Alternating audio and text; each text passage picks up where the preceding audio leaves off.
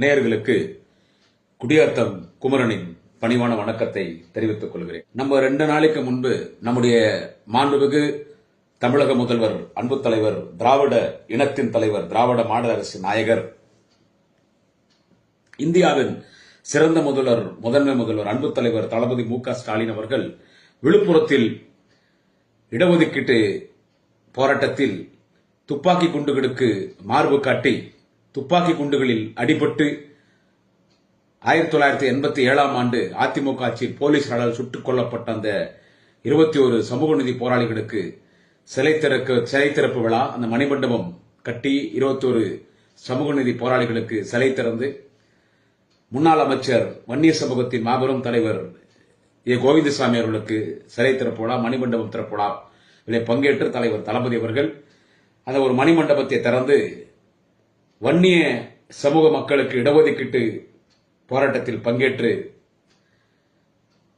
துப்பாக்கி குண்டில் அடிபட்டு மாண்டு போன அந்த 21 தியாகிகளுக்கு சிலை திறக்கிற நிகழ்ச்சி, ஏ. கோவிந்தசாமி அவர்களுக்கு சிலை திறக்கிற நிகழ்ச்சியில பங்கேற்று தலைவர் தளபதி அவர்கள் ஆற்றிய உரை, அவர் வன்னியர் சமுதாய மக்களுக்கு அவர் எந்த அளவுக்கு ஒரு கௌரவத்தை தேடி தந்து வன்னிய சமூக மக்களை எந்த அளவுக்கு தலைவர் கலைஞர் பாணியில கௌரவித்திருக்கிறார் என்று நாம் பேசினோம். இப்போ என்னன்னு கேட்டீங்கன்னா, வன்னிய சமூக மக்களுக்கு ஒரு மிகப்பெரிய மரியாதையை தலைவர் தளபதி அவர்கள் தேடி தந்திருக்கிறார். இதுல எந்த அரசியல் கிடையாதுங்க. இதான் பாமக காரணம் சொல்றாங்க, உங்களை யார் கேட்டது 21 தியாகிகளுக்கு மணிமண்டபம் நாங்க உங்களை கேட்டோம்னா, உங்களை கேட்கணும்னு எங்களுக்கு என்ன அவசியம்? இந்த பாமக நாங்க உங்களை கேட்டோமா, யாரை கேட்டு நாங்க உங்களை கேட்டோம்னா நீங்க யாரா கேட்கறதுக்கத்த? அந்த 21 பேரை நீங்க எதனா பாத்தீங்களா? நான் நிறைய பேசிட்டேன் போன பதிவுல. அந்த விழா, மணிமண்டபம் திறப்பு விழா, தியாகிகளுக்கு சிலை திறப்பு விழா, கோவிந்தசாமி சிலை திறப்பு விழா, அங்க தலைவர் தளபதி அவர்கள் பேசியது, வன்னிய மக்களுக்கு தலைவர் கலைஞர் என்னென்ன நன்மை செய்தார் என்பதெல்லாம் தளபதி பேசியதெல்லாம் நாம பேசிட்டோம். இப்ப நான் என்ன பேசுறேன்னா, இந்த மணிமண்டபத்தை நம்முடைய தலைவர் தளபதி திறந்து தியாகிகள் சிலை திறந்தார்ல, இது இந்த அன்புமணிக்கு அப்படியே குண்டூர் மிளகா ஒரு 10 கிலோ நல்லா அரைச்சி வாயில் அப்படியே ஊத்தினா எந்த அளவுக்கு வயிறு பத்தி எரியுமோ அப்படி அன்புமணிக்கு வயிறு பத்தி எரியுது. அப்படியே வயிறு பத்தி எரியுது. ஏன்னா நம்ம இத்தனை நாள் வன்னியர்கள் பேர் சொல்லிதான் ஏமாத்திருந்தோம். நம்ம கூட இல்ல, நம்ம கூட போல ஒண்ணு இல்ல. முதலமைச்சர் திரு தளபதி ஸ்டாலின் வந்தாரு, அவர் பாட்டுக்கு தியாகிகளுக்கு இடஒதுக்கீட்டுல மாண்ட அந்த சமூக நீதி போராளிகளுக்கு 21 பேருக்கு சிலை திறந்துட்டாரு. வன்னிய சமூகத்துல மிகப்பெரிய தலைவர் ஏ. கோவிந்தசாமிக்கு சிலை திறந்து வன்னிய சமூகத்துக்கே ஒரு பெரிய அங்கீகாரத்தை கொடுத்துட்டாரு திராவிட மாடல் அரசியல. இப்ப நாம எதை சொல்லி வன்னிய மக்களை ஏமாத்துறதுன்னு ஒன்னும் புரியாம நம்ம ஏதோ ஓட்டுக்காக ஏதோ ஏமாத்துறதுக்கு மணிமண்டபம் திறந்தோம், தியாகிகளுக்கு சிலை திறந்தோன்ற மாதிரி அன்புமணி அந்த சேலத்துல நிர்வாகிகளை சந்திச்சாங்கல்ல, தலைவர் தளபதி அவர்கள், மாண்புமிகு தமிழக முதல்வர் தலைவர் தளபதி அவர்கள் மணிமண்டபம் திறக்கிறது வரும்போது எங்க அப்பனும் புள்ளி ஊர்ல இருந்து அந்த நிகழ்ச்சிக்கு போனோம், பாராட்டி பேசணும்ன்றதுனால தொடர்நடிகைகள்லாம் தற்கூரி மாதிரி ஓடி போயிட்டாங்க சேலத்துக்கு, இங்க இருக்கக்கூடாதுன்னு சொல்லிட்டுன்னு. இப்போ ஒண்ணு தாங்க முடியல. அதுல நாங்க கேட்டோமா மணிமண்டபம், நாங்க 10.5 தானே கேட்டோம். இந்த 10.5 கேட்டு நீங்க பண்ணிக்கிற ஃப்ராடு வேலைலாம் மக்களுக்கு, வன்னிய சமூக மக்களுக்கு தெரிய ஆரம்பிச்சிருச்சு.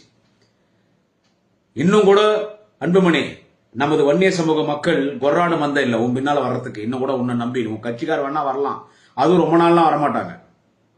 இந்த 2026 தேர்தலோட உன்னுடைய பிராடுத்தனமான அரசியல் காலி.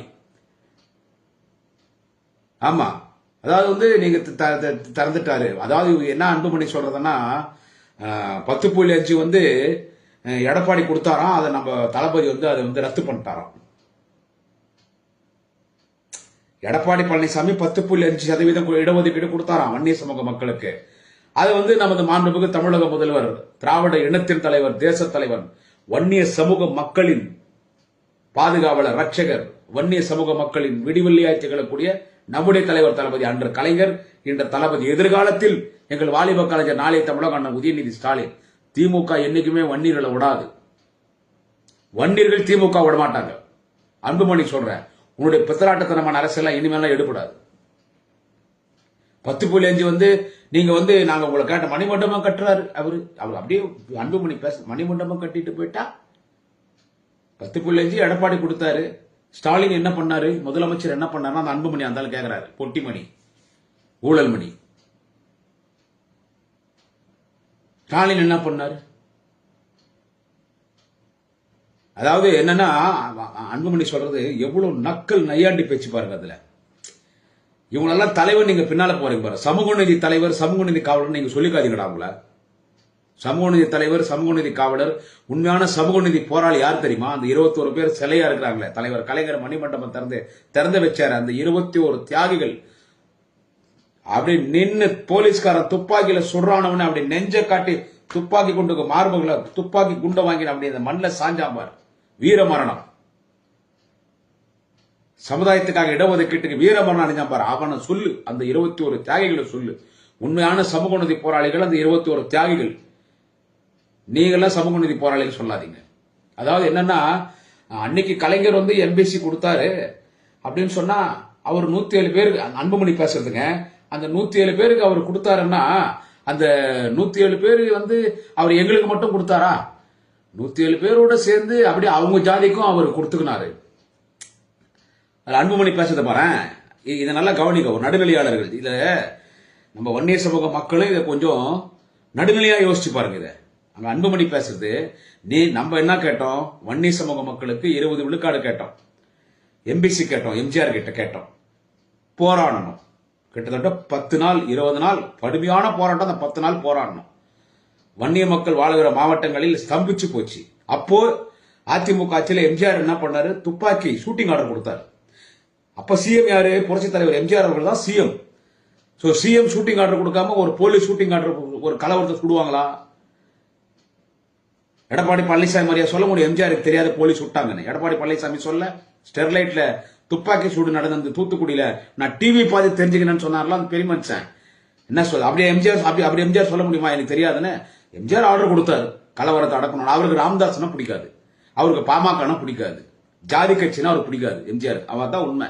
இன்னொரு 5 வருஷம் எம்ஜிஆர் உயிரோடு வந்து சிஎம் இருந்தாருன்னா பாமகன்னு ஒரு கட்சி தமிழ்நாட்டில் இருக்காது. ராமதாசன் ஒரு தலைவர், வன்னியர் சங்கம், பாட்டாளி கட்சி வெளியே வந்திருக்க முடியாது. சோழியை முஷுப்பார் எம்ஜிஆர். பட் அவர் இறந்துட்டார். அப்போ எம்ஜிஆரோட ஆர்டர் கொடுத்து ஷூட் பண்ணாங்க. 21 பேரை ஷூட் பண்ணி சாகடிச்சாங்க. லட்சக்கணக்கான வன்னிய மக்கள் மீது பொய் வழக்கு. அப்புறம் தலைவர் வந்தாரு. 89 தலைவர் வந்தாரு. நான் வந்தா எம்பிசி கொடுக்குறேன், 20% விளக்காடு நீங்க கேட்கறது கொடுக்குறேன், இந்த வழக்கெல்லாம் வாபஸ் பெறன்னு சொன்னாரு. அவர் ஆட்சி பொறுப்புக்கு வந்து 50 நாள்ல வன்னியர்களுக்கு எம்பிசி கொடுத்துட்டார். ஆனா வன்னியர்களுக்கு மட்டும் எம்பிசி கொடுத்திருந்தா இன்னைக்கு இந்த 10.5 போட்டு வேண்டி வேலை பார்த்தாங்க பாரு. எடப்பாடி, ராமதாஸ், அன்புமணி எல்லாம் தேர்தல் அறிவிக்கிறதுக்கு 3 மணி நேரத்துக்கு முன்னால 10.5 இன்னைக்கு கவர்மெண்ட் ஜியோ பாஸ் பண்ணிட்டு அப்புறமா 4 மாசத்துல எல்லாம் கோர்ட்டு போனாங்க, தள்ளுபடி பண்ணிட்டாங்க பாரு. அந்த மாதிரி எல்லாம் அப்படி கொடுக்க முடியாது எம்பிசி சொல்லி.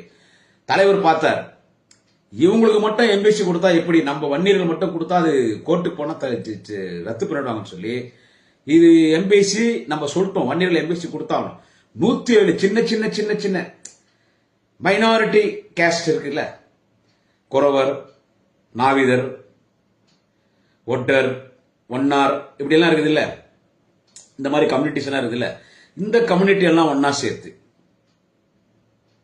இந்த கம்யூனிட்டில ஒரு 107 பேர் இந்த மாதிரி கம்யூனிட்டியை சேர்த்து அந்த 107 கம்யூனிட்டியை வன்னியரோட சேர்த்து எம்பிசியும் கொடுத்தார். சோ வன்னியர்களுக்கு எம்பிசினா வன்னியர்கள் மட்டும் கொடுக்கலாமா? கூட ஒரு 107 ஒடுக்கப்பட்ட சமுதாயம், 107 ஒடுக்கப்பட்ட சமுதாயத்துக்கு கொடுத்துட்டு அதோட சேர்த்தானே கொடுத்திருக்காரு எம்பிசி வன்னியருக்கு. ஓகேன்னு ஏத்துக்குச்சு கவர்மெண்ட், சட்டம் ஏத்துக்குச்சு, நீதிமன்றம் ஏத்துக்குச்சு. இப்போ நம்ம எம்பிசி ஒரு வன்னியர்கள் மட்டும் எம்பிசின்னு கொடுத்திருந்தா 10.5 மாதிரி தள்ளுபடி பண்ணிட்டாங்க. இது தெரியாம இந்த தற்கூரி அன்புமணி நானே கொடுத்தாரு, கலைஞர் கொடுத்தாரு. அப்பெல்லாம் நீ என்ன பால் பூஷன் இருப்ப. அன்புமணி கலைஞர் கொடுத்தாரு, அவர் சாதிக்கும் செய்து கொடுத்தினாரு. செருப்பு அடிக்கலாமான்னு தோணுதுங்க எனக்கு. யாரும் கோச்சு கூடாது. என்னது அவரு சாதிக்கும் சேர்த்து கொடுத்தானா அப்போ உன் ஜாதிக்கு மட்டும் தான் கொடுக்கணுமா? நம்ம ஜாதிக்கு மட்டும் தான் கொடுக்கணுமா? அப்ப நம்ம மட்டும் தான் தமிழ்நாட்டில் இருக்கணுமா? வண்டியில் மட்டும் தான் இருக்கணுமா? அந்த 107 சின்ன சாதின்னு சொல்றீங்க, அந்த 107 பேர் அவனும் தமிழன் தானையா? ஏன் அவனுக்கு கொடுக்க கூடாதா? அந்த 107 பேர் கொடுக்க கூடாதா? ஒரு இடஒதுக்கீட்டு வன்னியர்களுக்கு மட்டும்தான் கொடுக்கணுமா?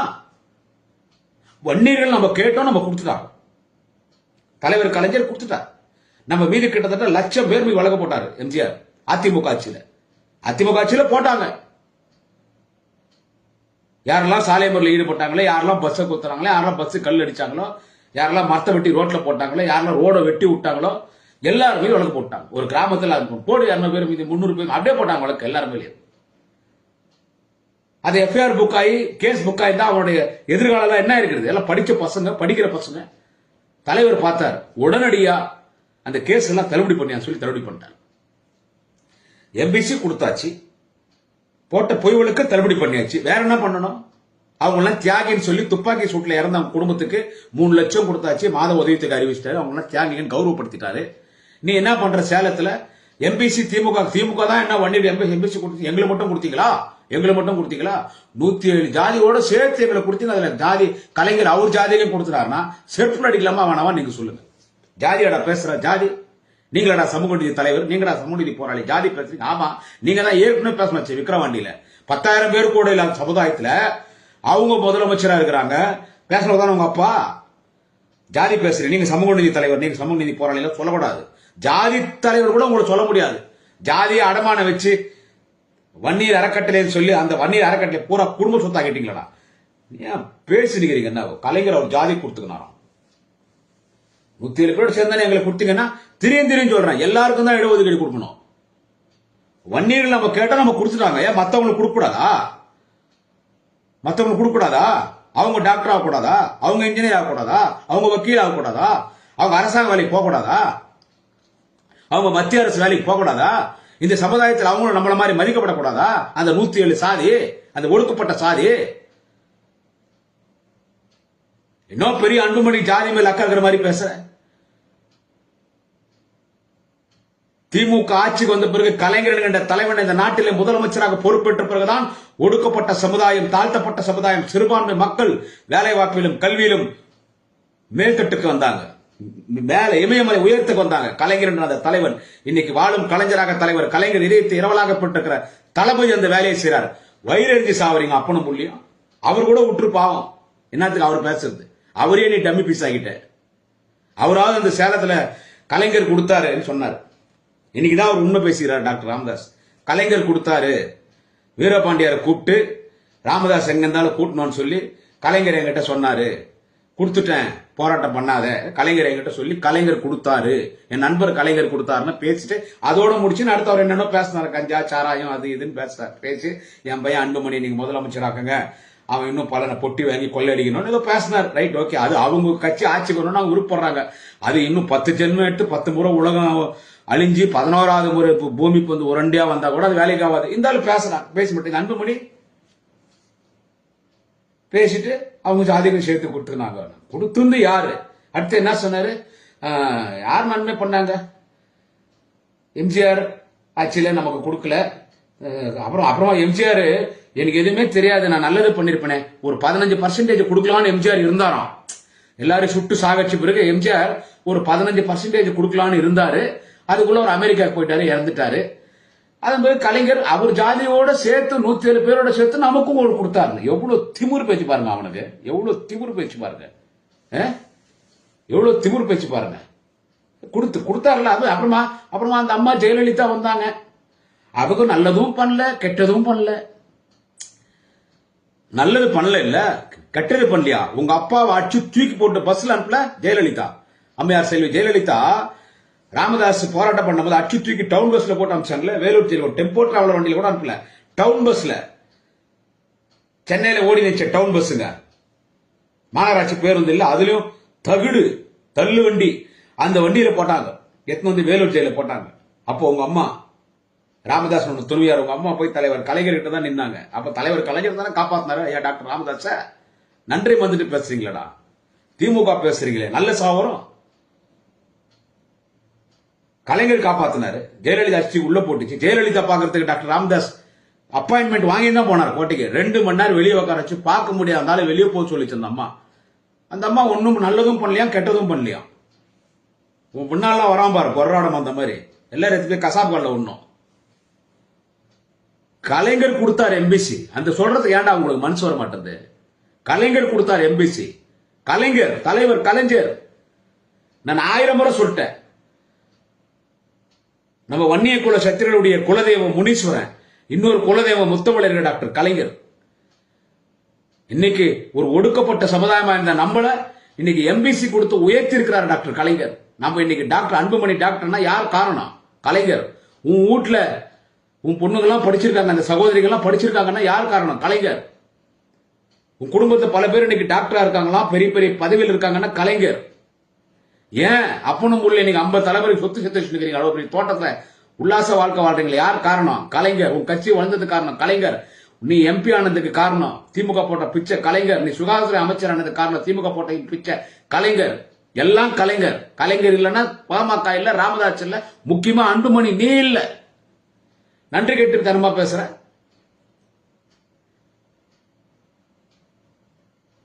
அதாவது என்னன்னா திமுக அது ஆன்டி வன்னியரா. அதாவது திமுக வன்னியர்னா பிடிக்காது. அதாவது இந்த ஆள் அரசு என்ன கேட்டா வன்னியர் எல்லாம் திமுக வெறுக்கணும். ஏன்னா பிஜேபி ஆர்எஸ்எஸ் இவனை கொடுத்திருக்கிற ஸ்டேட்மெண்ட் அது. பிஜேபி ஆர்எஸ்எஸ் பிஜேபி இவனுக்கெல்லாம் வெளியே வர முடியாது. உண்மையிலே சொல்ல போனா டாக்டர் ராமதாஸ் பிஜேபியோட கூட்டணி போறது விருப்பம் கிடையாதுங்க, விருப்பம் கிடையாது. ஆனா அன்புமணி நான் பிஜேபியோட தான் கூட்டணி போவேன், இல்லைன்னா நான் தீகார் ஜெயில்களில் போவேன். அதான் உண்மை. பட்டேலா நீதிமன்றத்தில் சிபிஐ வழக்கு இருக்கிறது.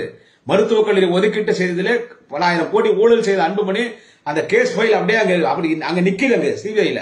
நாளைக்கு மோடி நினைச்சா அப்படி தட்டினா இடி அமலாக்கத்துறை ரைடு வருவான், சிபிஐ வருவான், தூக்கிட்டு போவான், டெல்லியில் உட்காரிப்பான், 10 நாள் थर्ड ग्रेड டார்ச்சர் கொடுத்து इन्वेस्टिगेशन பண்ணுவான். நேரா ஜாரே अंदर का जाओ, दीगार जेल को जाओ, अंदर जाकर रोटी खाओ உள்ள அமைச்சிருவான்.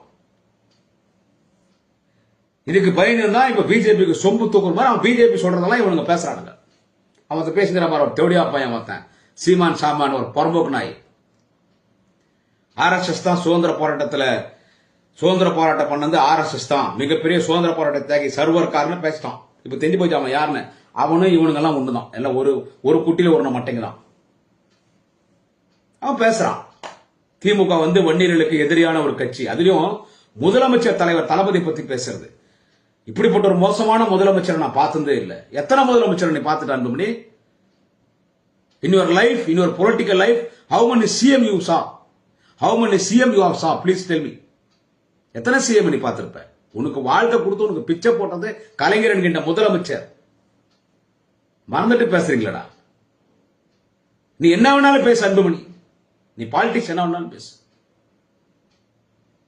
India is a democracy country of the people, by the people, for the people. All are having rights to record their opinion, record their messages in public. It may be in social media or in press meet or in public meeting, etc. and etc. You are having all the rights because our country is a democracy country. But you should maintain your tongue and money. Maintain your tongue. எந்த சூழ்நிலையிலும் வன்னியர்களுக்கு எதிரான ஒரு முதலமைச்சர் தளபதி ஸ்டாலின் என்று சொன்னால் பல விளைவுகளை சந்திக்க வேண்டியிருக்கும். அன்புமணிக்கு சொல்றேன். நீ திமுக அரசாங்கத்தை குறை சொல்றியா, திராவிட மாடல் அரசை குறை சொல்றியா, அது பொய்யா பேசுறிய திமுக பத்தி எல்லாம். இல்ல ஜாதி பேசி ஜாதி வரியோட பேசுறிய. கலைஞர் அவர் ஜாதியை கொடுத்துக்கினார்னு சொல்லி என்ன அப்படி பேசணும். மக்கள் உன்னை செருப்பாலட்சி காரித்து போறாங்க, எங்களுக்கு ஒண்ணு இல்லை. ஆனா வன்னியர்களுக்கு எதிரி தளபதி ஸ்டாலின் சொன்ன மாவன பெட்டா கிழிச்சி எடுத்துருவேன். சோசியல் மீடியால தான். உங்களமா நான் ரவுடி பசங்க கிடையாது சண்டைக்கு வரத்துக்கு. சோசியல் மீடியால என்னைக்குமே கலைஞர் குடும்பத்தை வன்னியர்கள் மறக்கக்கூடாது. கலைஞர் குடும்பத்துக்கு விசுவாசமா இருக்கணும். கலைஞர் குடும்பத்துக்கு விசுவாசமா இருக்கணும். அவர் இல்லைன்னா ஏரியா எம்பிசி எம்ஜிஆர் கொடுக்கலையா? கலைஞர் தானே கொடுத்தாரு. நம்ம மேல போட்ட வழக்கெல்லாம் தள்ளுபடி பண்ணாரையா? தந்தை பெரியாருக்கு அடுத்த ஐயான் டாக்டர் கலைஞர் யாரை கூப்பிட்டாரு? டாக்டர் ராமதாஸ் தான் கூப்பிட்டாரு. தலைவர் தளபதி ஸ்டாலின் தந்தை பெரியாருக்கு பிறகு ஐயான் யாரை கூப்பிட்டாரு? டாக்டர் ராமதாஸ் தான் கூப்பிட்டாரு. உங்களுக்கு எவ்வளவு மதிப்பு கொடுத்தாரு தலைவர் கலைஞர், தலைவர் தளபதி. ஆனா ராமதாஸ் சொல்லி தப்பு இல்லை. எப்ப இருந்தாலும் அன்புமணி அரசியலுக்கு வந்தானோ அதோட தான் அந்த கட்சி கேடு கட்டு போச்சு. 2006 அடுத்து 10 வருஷம் நீங்க எம்எல்ஏ வந்தீங்களா? எம்பியா வந்தீங்களா? 10 வருஷம் எங்க போனீங்க? இப்போ இந்த 10.5 ஃப்ராடு வேலை பண்ணி ஏதோ ஒரு 5 எம்எல்ஏ ஜெயிச்சுக்கிறீங்க. அவங்க ஒரு 20 எம்எல்ஏ ஜெயிச்சிட்டான். நம்ம வன்னி ஜாதி ஓட்ட வாங்கிக்கணும். 10.5 ஊரே ஏமாத்தி ஏடிஎம்கே. வன்னியர்களுக்கு எதிரி என்ற வார்த்தை இன்னொரு முறை திமுக வன்னியர்னா திமுக. எல்லா சமுதாயத்துக்கு நல்லது பண்ணிருக்கு திமுக. ஆனா வன்னியர்களுக்கு பண்ண மாதிரி திமுக வேற எந்த சமுதாயத்தை எல்லா சமுதாயத்தை விட வன்னியர்களுக்கு தான் திமுக அதிகமா நன்மை பண்ணிருக்குது. இன்னைக்கு எல்லா பசங்க படிச்சுட்டு நல்லா இருக்காங்கன்னா யார் காரணம் அதுக்கு? தலைவர் கலைஞர், முத்தமிழர் டாக்டர் கலைஞர், தலைவர் தளபதி ஸ்டாலின். வன்னியர்களை எம்பி சேர்க்கறது ஏன்டா? வன்னியர்களை வந்து திமுக எதிர்ப்பா திருப்பி விடுற பாடூஸ்? ஏன் வன்னியர்களை ஏன் திமுக எதிர்ப்பா திருப்பி விடுற? நீ வேணா உன் கட்சி பாமக போ, யார் கூட போ, எவன் துட்டு தரானா போ, இவன் தானே எதனா சாப்பிடறதுக்கு போ. ஏன் வன்னியர்களை எதிர்ப்பு திமுக எதிர்ப்பா திருப்பி விடுற? அந்த வன்னியர்களுக்கு வாழ்க்கை பெரிய பெரிய வாழ்க்கையில ஒளி விளக்கு ஏற்றி வச்சிருந்த கலைஞர், டாக்டர் கலைஞர் தளபதி ஸ்டாலின் வன்னியர்களுக்கு எதிரி ஏன் சொல்ற? இதெல்லாம் மக்கள் அது அடுத்து என்ன சொல்றது? அன்புமணி பேசிட்டு வந்தாரு போனாரு. அவர் வந்து ரத்து பண்ணிட்டாரு 10.5. கோர்ட்ல ரத்து பண்ணாண்டா, ரோட்ல ரத்து பண்ணா. நீங்க எல்லாம் போட்ட பிராடு வேலை என்னன்னு எங்களுக்கு தெரியாதா? நீங்க பண்ண பிராடு வேலை என்னன்னு எங்களுக்கு தெரியாது? அது எப்படி 10.5 கொடுத்து 4 வருஷம் எடப்பாடி முதலமைச்சராகிறாரு. எடப்பாடி பழனிசாமி 4 வருஷம் முதலமைச்சராகிறாரு. அந்த 4 வருஷம் நீங்க அவங்க நல்ல உறவு தானே இருந்தீங்க. அந்த 4 வருஷம் 10.5 கொடுக்குறது எடப்பாடி பழனிசாமி. ஏன் 4 வருஷம் கொடுக்கல? இன்னைக்கு தேர்தல் அறிவிக்க போறான். பிஜேபி, ஏடிஎம்கே எல்லாம் கூட்டணி இருக்கிறானுங்க. இன்னைக்கு தேர்தல் அறிவிக்க போறாங்க சார். இன்னைக்கு இது கடைசி நாள். எடப்பாடி பழனிசாமி சிஎம் இருக்கிற கடைசி நாள் இன்னைக்கு தான் தேர்தல் அறிவிக்க போறாங்க. எல்லாம் உட்காந்து பேசுறாங்க. ராமதாஸ், அன்புமணி, எடப்பாடி அந்த கோஷ்டி எல்லாம் பேசி வன்னியர் ஓட்டு வாங்கணும். நம்ம வன்னியர்களுக்கு அந்த ஜாதிவாரி கணக்கெடுப்பு ஒன்றிய அரசாங்கம் ஜாதிவாரி கணக்கெடுப்பு எடுப்பானா? அவன் இடஒதுக்கீடு கொடுப்பானா? பிஜேபி, ஆர்எஸ்எஸ் பாப்பான் கொடுப்பானா? ஆர்எஸ்எஸ் கொடுப்பானா? கொடுக்க மாட்டான். அவன் ஜாதிவாரி கணக்கெடுப்பு நடத்த மாட்டான்.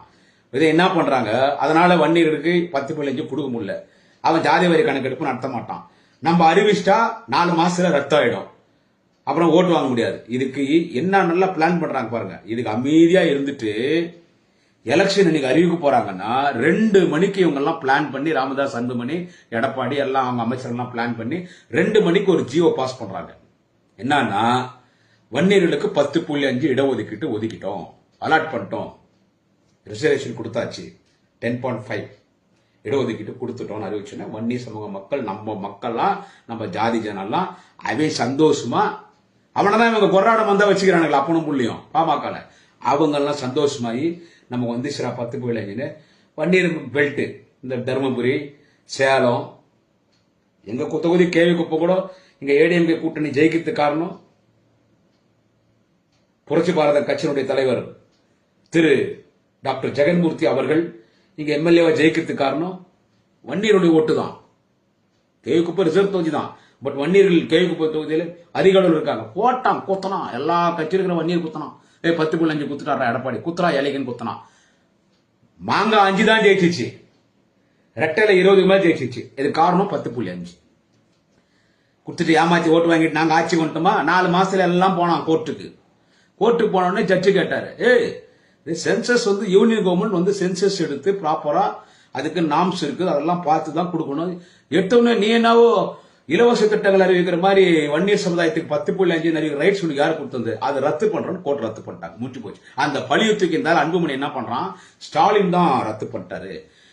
நாங்க கோர்ட்டுக்கு உங்களை கேட்டு, உங்க அப்பனும் புள்ளியும் கேட்டு தானே நம்ம கோர்ட்ல போய் கேஸ் போட்டிருக்கோம். சுப்ரீம் கோர்ட்ல கேஸ் போட்டிருக்கோம் இல்ல, உங்களோட ஆலோசனைப்படி உங்களோட ஆலோசனை கேட்டு தானே கோர்ட்ல கேஸ் போட்டுச்சு. உங்களெல்லாம் கேட்டுக்கூடாது. ஆனா தளபதி மதிச்சார், அவர் கலைஞரன் புள்ள அவரு கேட்டு கோர்ட்ல கேஸ் நடந்தது இல்ல. இப்போ வந்து தள்ளுபடி பண்ணிட்டாங்க. ஒன்றிய அரசாங்கம் வந்து கோர்ட் சொல்லிடுச்சு நீங்க வந்து கொடுத்துக்கலாம்னு சொல்லி. ஏன் இப்படி போய் பேசி ஏமாத்துற? அந்த கட்சியில எத்தனை பேர் வைக்க பாலூர் ஆள் அங்க வக்கீலா இருக்கிறாரு. தேவையில்லாதெல்லாம் அந்த ஆள் பேசுறான். அந்த ஆளுக்கு என்ன வேலைங்க சொல்ல தேவையில்லை. கோர்ட் சொல்லிச்சான் கொடுக்கலாம், அப்படிலாம் கொடுக்க முடியாது. அது ஒன்றிய அரசு வந்து அவங்க வந்து சென்சஸ் எடுக்கணும். 10.5 சென்சஸ் அவங்க எடுக்கணும். அவங்க எடுத்துன்னு போய் அதை கவர்மெண்ட் கிட்ட கொடுத்து, எங்க யூனியன் கவர்மெண்ட் கிட்ட கொடுத்த பிறகு அவன் ஒப்புதல் கொடுத்த பிறகுதான் இந்த 10.5 வன்னியாசு கொடுக்கலாம். அவங்களுடைய அவ்வளவு பாப்புலேஷன் இருக்குது, அதுக்கான தகுதி இருக்குதுன்னு சொன்ன பிறகுதான் கொடுக்க முடியும். அப்பதான் எம்பிசி எப்படி இன்னைக்கு நமக்கு இருக்குதோ அந்த மாதிரி நிரந்தரமா இருக்கும். 10.5 சும்மா வெறும் வாயில வாய் கூட முடியாது. இப்போ இந்த எலெக்ஷன்ல ஊரை ஏமாற்றத்துக்காக அன்புமணி இந்த 10.5 திமுக மீது பழி தூக்கி போறது. அடுத்து எல்லாம் சொல்லிட்டு என்னன்னு கேட்டா, சரி இன்னும் 10 மாசம் உங்க செய்ய போறாங்க, அதெல்லாம் கொடுக்க மாட்டாங்க, பொறுத்துக்கங்க, ஒரு 10 மாசம் பொறுத்துக்குங்க. 10 மாசம் அப்புறமா அவ்வளவுதான். அப்படியே முதலமைச்சர் ஆயிடுவார் அன்புமணி. அப்படியே 234 தொகுதியில நின்று ஒரு தொகுதியில 40,000 50,000 ஓட்டுல அப்படியே ஜெயிச்சு அப்படியே அன்புமணி அப்படியே தமிழ்நாடு முதலமைச்சர் ஆயிடுவார். அப்படியே ஆமா, தமிழ்நாடு பட்டா போட்டு பக்கத்துல இருக்கிற ஸ்ரீலங்காக்கோ இல்லைன்னா பக்கத்துல இருக்கிற ஆப்பிரிக்கா காட்டுக்கோ இல்லைன்னா அமெரிக்காக்காரனுக்கோ இல்ல மேல இருக்கிற சீனாக்காரனுக்கோ குத்துருவாரு, பட்டா போட்டு குத்துருவாரு. ஆமா, 10 மாசம் பொறுத்துருங்க. நீங்கெல்லாம் வந்து வேலை செய்யணும். அப்படியே அந்த பாமகக்காரை பார்த்து அன்புமணி பேசுறது வெறி வரணும், வெறி. நீங்க பாமகக்காருக்கு இந்த 10 மாசத்துல வெறி வரணும், கோபம் வரணும், வெறி வரணும், ஜெயிக்கணும்னு வெறி வரணும். நீங்களாம் ரோட்டுக்கு வரணும், வெட்டணும், சண்டை போடணும், ஜெயிலுக்கு போகணும், நீ சாகணும், உன் குடும்பம் நடு ரோட்ல நிக்கணும், கொலை வெறி வரணும், உனக்கு வெறி வரணும். நாங்க பதவிக்கு வரணும், கூட்டணி ஆட்சி தான், நாங்க பதவிக்கு வரணும், நாங்க கோடி கோடியா கொள்ளடிக்கணும், அப்போ நம்ம நாங்க பொட்டி வாங்கி இன்னும் 50 தலைமுறை சொத்து சேர்க்கணும், நீ நடு ரோட்டுக்கு வரணும், சண்டை போடு, வெறி வரணும், கோவம் வரணும், கோவம் வரணும். அப்படியே பேசுறாரு கமிட்டியில. அப்ப பேசுறாரு பாரு மருத்துவர் ஐயா டாக்டர் ராமதாஸ். சத்திரியர்கள், நம்ம வன்னியக்குள்ள சத்திரியர்கள், கோவம் வரணும், சண்டை போடணும். எங்க போச்சு வன்னியர்னா என்ன, சத்திரியன்.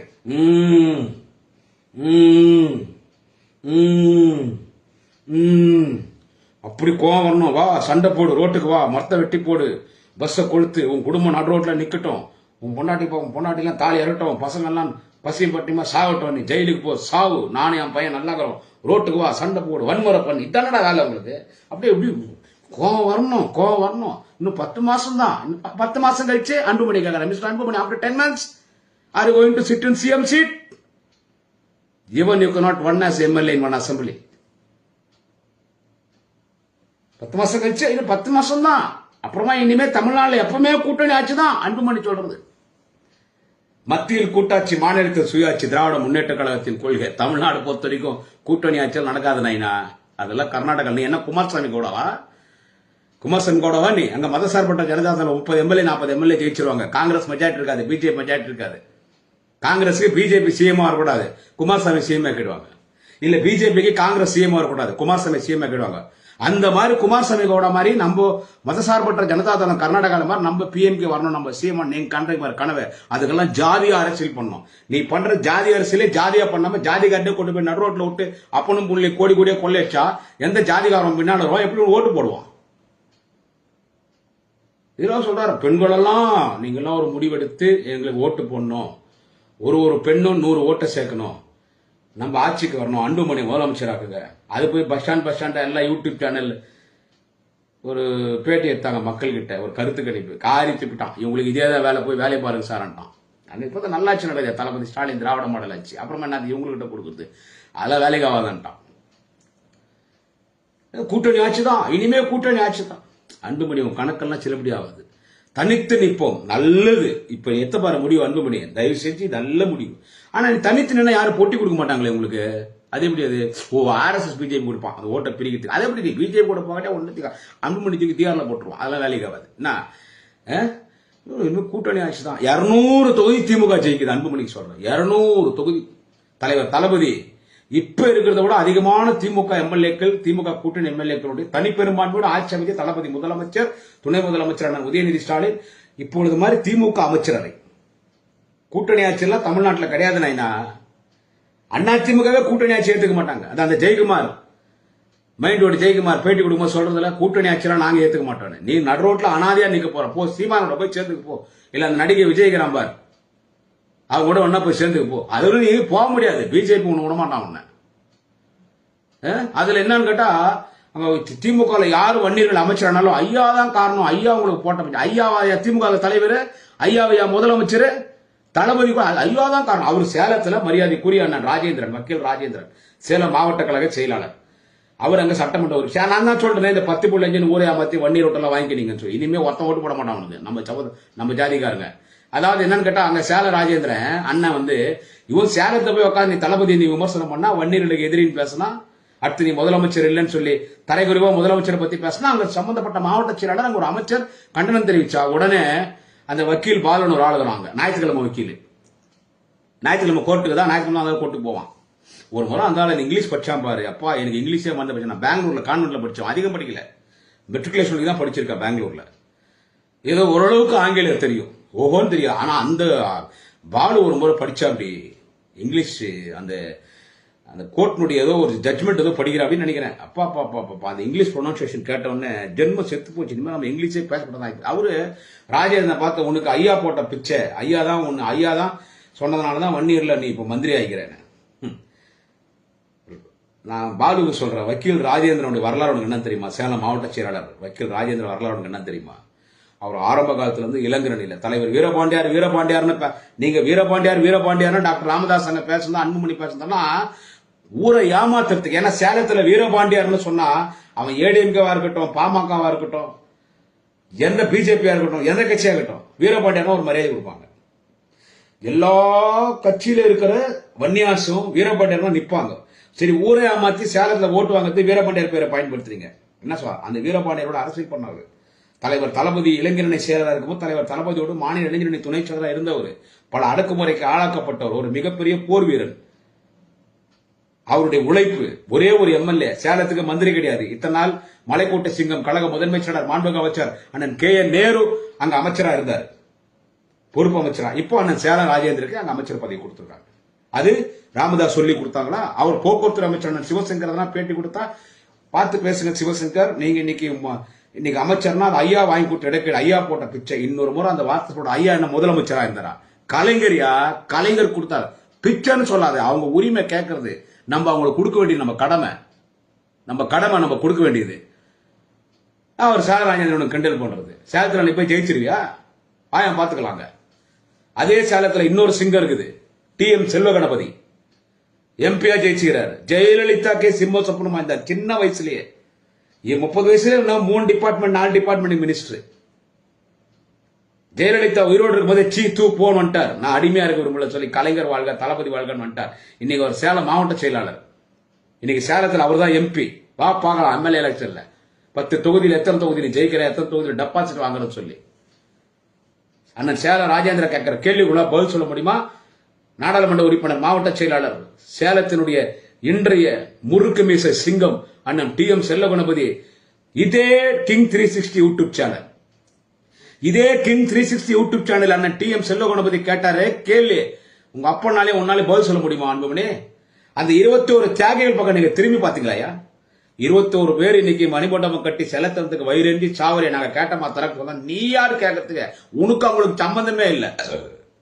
அந்த குடும்பத்துக்கு ₹1 கொடுத்திருப்பீங்களா? இதே அன்புமணி நீ அமைச்சரா இருக்கும்போது அந்த குடும்பத்துக்கு நான் வீடு கட்டி தரேன், 5 லட்சம் பணம் தரேன், நிலம் தரேன் சொல்லிட்டு அவங்க பேர் சொல்லி வசூல் பண்ணி ஓடி போட்டவங்க, நடுரோட்ல ஓட்ட ஆனானப்பட்ட மாவீரன் குரு ஹாஸ்பிட்டல் இருக்கும்போது அவரே கண்டுக்காம வந்தவங்க தானே. அவரே திராவிட ஆழ்வார் அண்ணன் டாக்டர் ஜெகதப்சகன் தானே ஹாஸ்பிட்டல் பணம் கட்டினாரு. இல்ல கேட்டா நாங்க போட்ட பிச்சை. அன்புமணிக்கு சொல்றேன், என்ன சொல்றது, உன்னுடைய இந்த ஃப்ராடுத்தனமான அரசியல், ஜாதி பேரை சொல்லி ஏமாத்துறது, திமுகவை எதிர்ப்பு அரசியல் பண்ண அன்புமணி வீணா போயிடுவேன், அரசியல் உருப்படாத போயிடுவேன். வன்னியர்களையும் திமுக பிரிக்க பார்க்காத, உடலும் உயிரும் வன்னியர்கள் திமுக. வன்னியர்களை மட்டும் திமுக பிரிக்க பார்க்காத அன்புமணி. வன்னியர்களை பார்த்தா பிடிக்காது, 10.5 கொடுத்துட்டா அவன் படிச்சு மேல் திட்டத்துக்கு வந்துருவான், அந்த பொறுக்கித்தனமான பேச்செல்லாம் பேசாத. நீ என்ன கலாட்டா பண்ணலாம் வெடிட்டு பேசி, நீ என்ன வேணாலும் அரசியல் பண்ணு, எவ்வளவு வேணாலும் விமர்சனம் பண்ணு, நாங்க பதில் சொல்றோம். ஆனா வன்னியர்களுக்கு திமுக எதிரி தளபதி, வன்னியர்களை பார்த்தா பிடிக்காத வார்த்தை இன்னொரு முறை பேசின அன்புமணி, உனக்கு மரியாதை கெட்டுடும். வன்னியர்களுக்கு நன்மை செய்த ஒரே வன்னியர்கள் மன தொட்டு சொல்லுங்கயா, நம்ம ஜாதிக்கு யாரையா நல்லது பண்ணார்? கலைஞர் பண்ணாரியா? எவ்வளவு பேர் அங்கீகார தலைவர் தளபதி நம்ம சாதிக்காக துப்பாக்கி குண்டுக்கு மார்பு காட்டி செத்து போன அந்த 21 தியாகிகளுக்கு செலவச்சு கௌரவம் பண்ணியிருக்கிறாரு. நம்ம சமுதாயத்தில் மிகப்பெரிய தலைவர் கோவிந்தசாமிக்கு செலவச்சு மணிமண்டபம் கட்டுகிறார் நம்ம தலைவர் தளபதி. எல்லாத்தோட முக்கிய ஆட்சியிலும் நம்ம ஜாதிக்கு முக்கியத்துவம் கொடுத்தார், சமுதாயத்திலும் ஜாதிக்கு முக்கியத்துவம் கொடுத்தார், சமூகத்திலும் கட்சியிலும் இன்னைக்கு வன்னியர்களுக்கு முக்கியத்துவம். ஏன்? திராவிட முன்னேற்ற கழகத்தினுடைய பொதுச் செயலாளர் யார்? இது யாரும் மெச்சிக்கணும்னு பேசல. சப்ஜெக்ட் வரலாறு மறைக்க முடியாது. யாரும் மெச்சிக்கணும் நான் பேசல. இது வரலாறு, இது மறைக்க முடியாது. யார் பொதுச் செயலாளர் இன்னைக்கு திமுக? எந்த சமூகம்? தேவரா, மோயரா, நாயுடா, ரெட்டியாரா, செட்டியாரா, யாதவா? யாரு? வன்னியர் சமூகம். வன்னியர் சமூகத்தை சேர்ந்த தமிழகத்தின் நீர்வளத்துறை கனிமூலத்துறை அமைச்சர் மாண்புமிகு அண்ணன் துரைமுருகன் அவர்கள், காட்பாடி அண்ணன் துரைமுருகன் அவர்கள், அவர்தான் இன்னைக்கு பொதுச் செயலாளர். அவர் வன்னியர் சமூகத்தைச் சேர்ந்த அண்ணன் துரைமுருகன் இன்னைக்கு பொதுச் செயலாளர் என்று சொன்னால், அந்த வன்னியர் சமூகத்துக்கு, நமது வன்னியர் சமூகத்துக்கு இதை விட என்னடா மரியாதை கொடுக்கணும்? அறிஞர் அண்ணா, தென்னாட்டு காந்தி பேரறிஞர் அண்ணா, கொட்டும் பழையில் ராபின்சன் பூங்காவில் திராவிட முன்னேற்ற கழகத்தை துவங்கிய தென்னாட்டு காந்தி பேரறிஞர் அண்ணா வகித்த பதவி பொதுச் செயலாளர், இனமான பேராசிரியர் பெருந்தகை வகித்த பதவி பொதுச் செயலாளர். அந்த பொதுச் செயலாளர் பதவி இன்றைக்கு வன்னியர் சமூகத்தின் மக்களுக்கு வழங்கப்பட்டிருக்கிறது. இதை விட நான் வன்னியருக்கு முக்கியத்துவம் கொடுக்கணும். அதனால நான் அன்புமணிக்கு ஒண்ணு மட்டும் சொல்றேன், உனக்கெல்லாம் இவ்வளவு விளக்கமே கொடுக்க கூடாது. நீ என்னன்னா பேசிக்கோ. தளபதி வன்னியர்களுக்கு எதிரான ஒரு வன்னியர் பத்த பிடிக்காத என்ற வார்த்தை இன்னொரு முறை பேசினா மரியாதை கெட்டுடும். வேற யாருன்னா இந்த செருப்பத்து அடிச்சிருப்பேன். நீ ராமதாஸ் புள்ளியா இருக்கிறதுனால வாயோட உனக்கு சும்மா எச்சரிக்கை மட்டும் தர்றேன். இன்னொரு முறை தளபதி வன்னியர்கள் எதிரி சொல்லக்கூடாது. வன்னியர்களின் பாதுகாவலர், வன்னியர்களின் ரட்சகர், வன்னியர்களின் விடிவெள்ளி, வன்னியர்களுக்கு கௌரவித்திருக்கிற ஒரு தலைவர் தளபதி ஸ்டாலின். நம்ம எல்லா வன்னியர் சமூக மக்கள் வீட்டிலும் கலைஞர் படம், தளபதி படம் நம்ம வைக்கணும். அவங்க இல்லைன்னா நம்ம இல்ல. ராமதாஸ், அன்புமணி, அதுவும் குறிப்பா அன்புமணி நம்ம பின்னால போவாதீங்க. கொர்ராட மந்தியா நம்ம அவங்க பின்னால போனோம், எத்தனை கசாப்புகளை விட்டு நம்மளோட கறியாக்கி துட்டு வாங்கி சாப்பிட்டுருவான். நன்றி, வணக்கம். நாளை இன்னொரு பதிவில் சந்திக்கிறேன். குடியாத்தம் குமரன்.